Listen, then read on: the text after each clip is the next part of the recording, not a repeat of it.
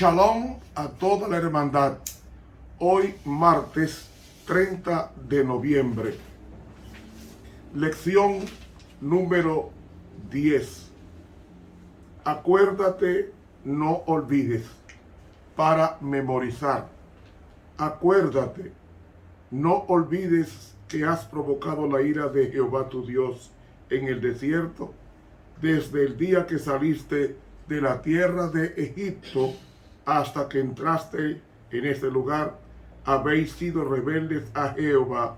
Deuteronomio 9:7. Amoroso Padre que estás en los cielos, danos siempre buena memoria y una profunda sensación de tu presencia para no olvidar tus dichos, porque en Jesús te lo pedimos. Amén. Para hoy martes, acuérdate para que no te olvides. Invitamos a nuestros amigos que se suscriban a nuestro canal de YouTube, Ramón Romero, y haga sonar la campanita o dele clic a la campanita y estarás suscrito. Esto, entre otras cosas, va a permitir que este evangelio del reino sea llevado al mundo entero 24 horas. 24/7. Y usted desde su casa estará predicando el evangelio por esta vía y también compartiendo con los demás a que se suscriban a esta página. No se va a arrepentir. El cielo le va a bendecir. Y eso motivará a profundizar más la palabra de Dios para explicarla a los demás. Hoy, martes, leemos en Deuteronomio capítulo 4 y el versículo 9 lo siguiente. Por tanto, guárdate y guarda tu alma. Ahí está usando el verbo llamar. Ese verbo llamar es el mismo que aparece en Eclesiastés 12:7. El verbo llamar o el verbo guardar. ¿Cómo es que dice Eclesiastés 12:7?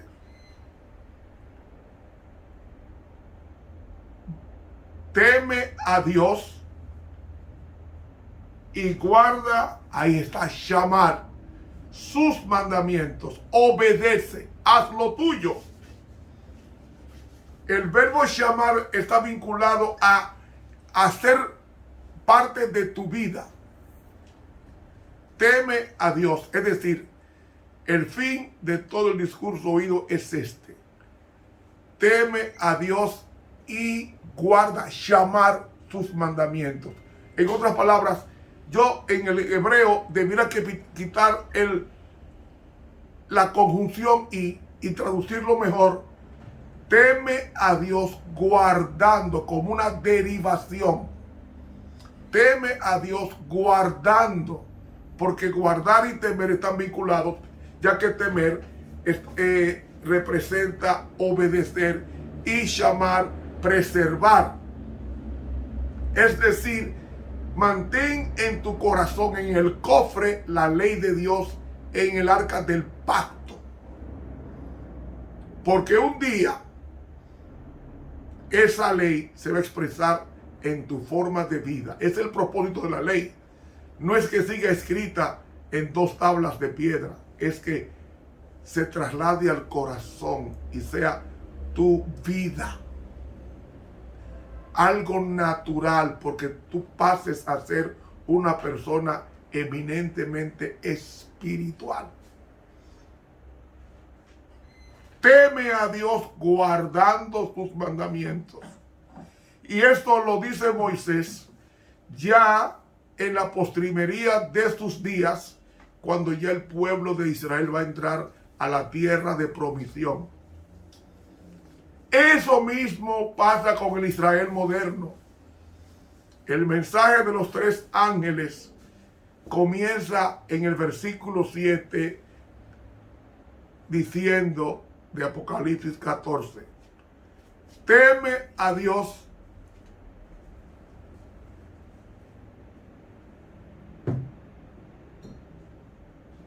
y dadle gloria. El verbo temer en el griego es fobeo. Ahí sería fobeo mai. ¿Ven?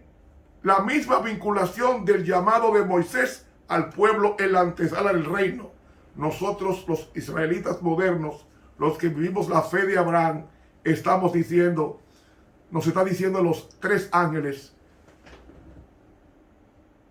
temed a Dios y dadle gloria. Ahí está el verbo temer y el verbo guardar. Darle gloria representa reflejarlo en el carácter. ¿Y qué es el carácter? En tu forma de vida. Tú tienes que hacer tuya las palabras de Dios. La Biblia no se hizo para predicarla audiblemente. Lo único que se dijo audiblemente fue la proclamación de la ley de Dios por la solemnidad de la situación que se estaba dando con la presencia de millares de ángeles allí, y el Padre y el Hijo estaban presentes en el monte Sinaí en la proclamación de la santa ley de Dios.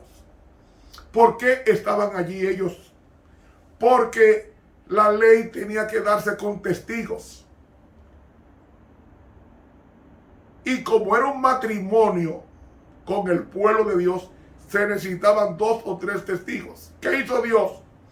Invitó a todos los ángeles necesarios para que estuvieran presentes en el matrimonio, que era la proclamación de la ley. Y el aro matrimonial de ese matrimonio era el sábado, porque dice, señales entre mí y vosotros, dice Ezequiel 20:20, una señal, un anillo de bodas. El sábado es el anillo de bodas que ha tenido Dios con su pueblo. Con su pueblo. Entonces, temed a Dios y dadle gloria, porque la hora de su juicio ha llegado. ¿Qué está diciendo con esto? El día de expiación es el día del juicio. El 22 de octubre de 1844 comenzó la repetición de Deuteronomio en un pueblo que surge como un movimiento profético en 1844, al finalizar la profecía de los 2300 días. Y en ese mismo día entró Jesús al lugar santísimo a terminar su obra de purificación, no de perdón, no, de purificación a su pueblo. Ahora la ley es dada a un pueblo nuevo, a una nueva generación, a quien Dios le dijo, tú no estabas en la iglesia cuando yo proclamé la ley en el año 1445 antes de Cristo. Tú no existías, pero ahora tú existes, y te voy a dejar el material que es Deuteronomio para que repitas ahora en el siglo 19, 20 y 21, repita la proclamación de la ley. Entonces este pueblo se llama adventista. ¿Por qué se llama adventista? Porque esa palabra significa que espera la segunda venida de Cristo para trasladarse a la Canaán celestial, así como los israelitas en los días de Deuteronomio estaba esperando la traslación de Moisés a cruzar el mar, el río Jordán. Pero como él no cruzaría, porque moriría por haber hecho causa común en un momento de hacer creer al pueblo como Dios, golpeándola, lleno de ira, golpeando la roca que era un símbolo de Cristo. al golpearla 2 veces, cuando se le mandó en esa ocasión a hablarle a la roca, símbolo de Cristo, lo que hizo fue que, lleno de ira, os haré sacar agua, como diciendo que era el que daba el agua y no Dios. Ese fue el grave pecado de Moisés, que se enorgulleció en ese momento, siendo manso, descuidó la salida del alma, y Moisés cometió el pecado del orgullo, de la infatuación, el mismo pecado que cometió Lucifer, de infatuación en ese momento. Y Dios le dijo: no vas a entrar. ¿Sabe qué dice la sierva de Dios? Que si Moisés hubiese sido fiel y no hubiese golpeado 2 veces la peña, él hubiera entrado vivo a la Canaán terrenal, reposado, y no hubiese muerto, sino que sería llevado como Elías, sin conocer la muerte, al cielo. Así mismo como usted oye. Pero el pecado, un día yo les voy a dar un estudio exegético teológico de lo que es el pecado. Porque la gente cree que el pecado es comisión, o sea, cometer. No. Es el resultado del pecado que ya tenemos dentro, acariciado, defendido, que no lo queremos abandonar. Por eso es que se necesita cada mañana, y me dirijo a las naciones grandes, que la gente se levanta muy temprano para ir al trabajo.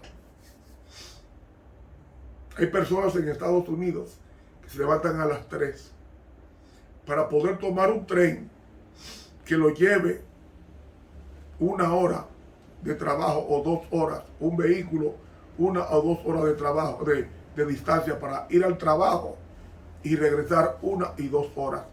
¿Qué tiempo le da para buscar de Dios? Entonces tiene que hacerlo de madrugada. Y por eso es que dice el Camino a Cristo, página 70, conságrate a Dios cada mañana. Haz de esto tu primer trabajo. ¿Qué es lo que está diciendo aquí Moisés? Guárdate, cuando tú te levantes, cuando tú lees la Biblia de madrugada, el deseo de pecar se te va. Porque esto se convierte como una panoplia o como una armadura, que las tentaciones son fáciles de vencer después que leemos con oración la Santa Biblia. Por tanto, guárdate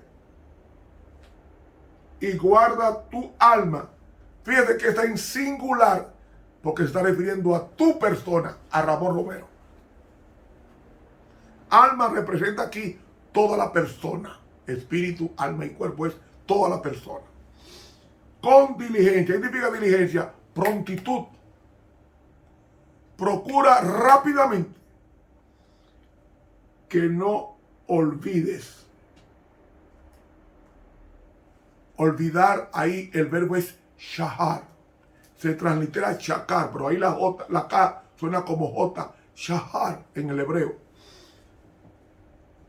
Que no te olvides de las cosas que tus ojos han visto. ¿Qué cosas? La tierra no. De las maravillas que Dios hizo. Usted sabe, oiga, usted sabe pasar 10 plagas sobre Egipto y no morir un solo israelita. 10 plagas y no murió un solo israelita. Es para recordar. Pero cuando salieron y Faraón los atrapó, al frente el mar, a ambos lados el desierto, y detrás Faraón. ¿Y sabe qué dice? ¿Qué dijo Dios a Moisés?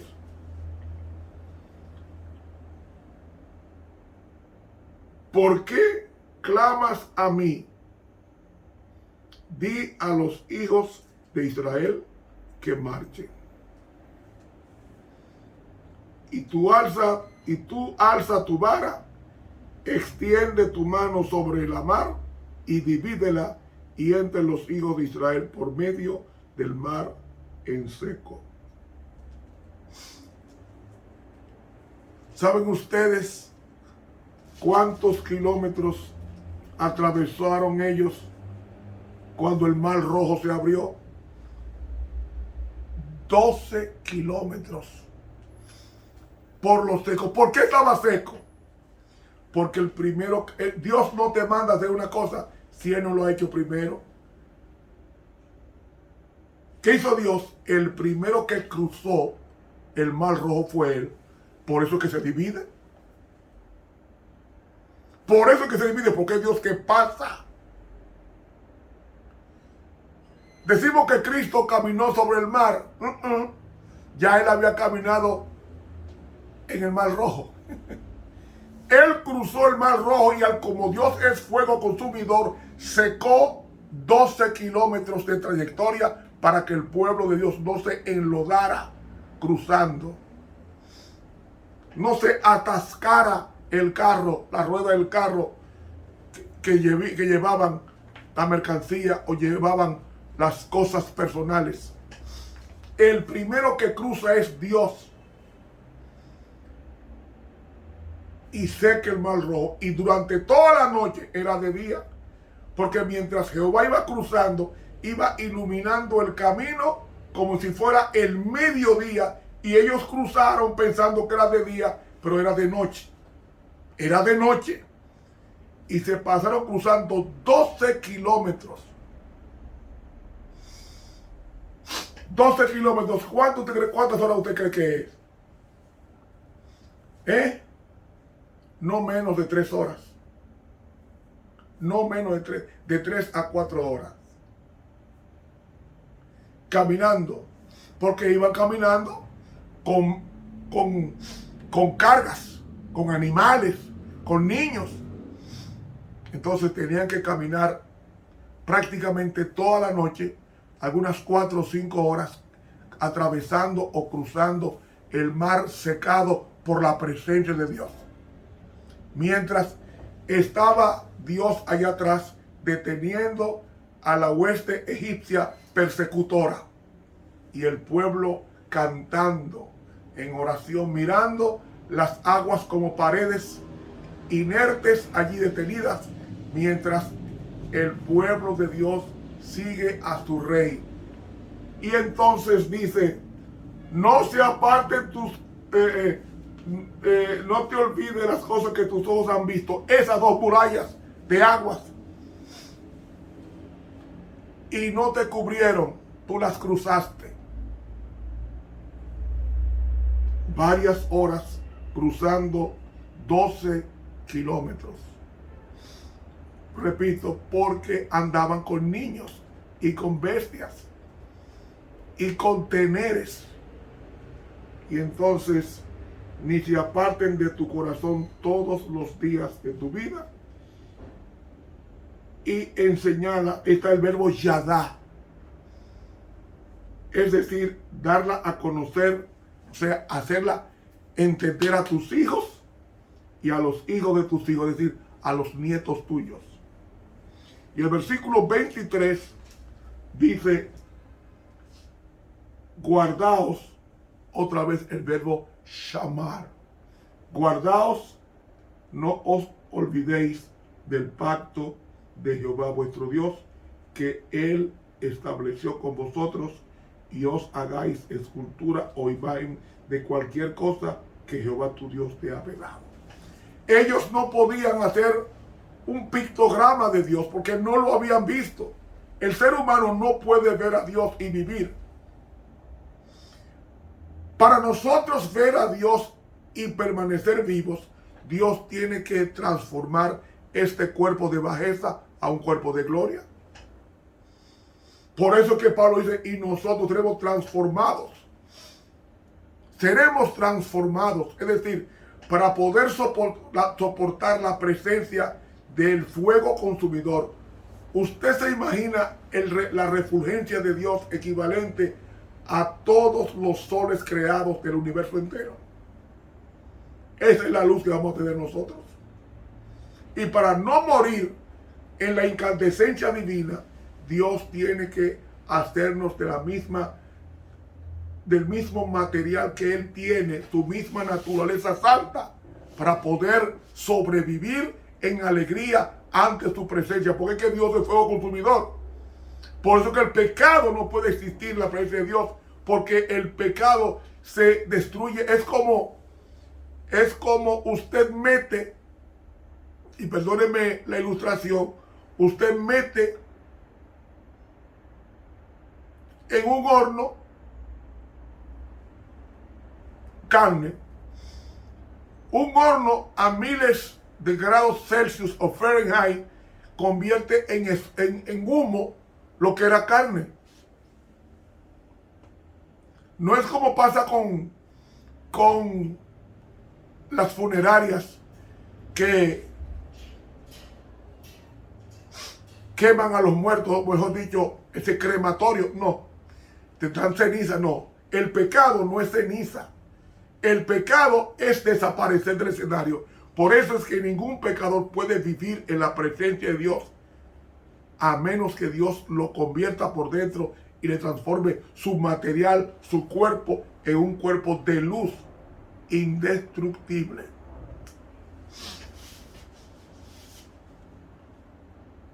Por eso es que Satanás tiene que ser destruido, porque ha hecho el pecado su modus vivendi, porque él vive constantemente pecando. Entonces el ser humano no puede ver a Dios y vivir. Para poder vivir, cuando Cristo venga en gloria por segunda vez, el resplandor de su gloria va a ser tan grande que los impíos van a morir enseguida. Pero los justos, para poder soportar esa recurrencia, serán transformados, que es lo que dice 1 Corintios el capítulo 15. Y este cuerpo de bajeza transformado en un cuerpo de gloria, un cuerpo inmortal, el mismo cuerpo que Jesús ascendió al cielo, es el cuerpo que van a tener los redimidos. Por eso es que dice bien claro, guárdate.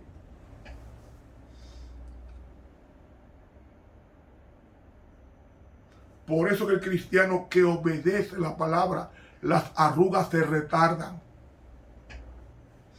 La mayoría de las personas que tienen mi edad están llenos de arrugas. Usted no me encuentra una sola en mi cara. Eso es, y eso que yo he caminado con Dios, no como Él quería que yo caminara. He caminado con Dios por más de 50 años y las arrugas todavía no han aparecido.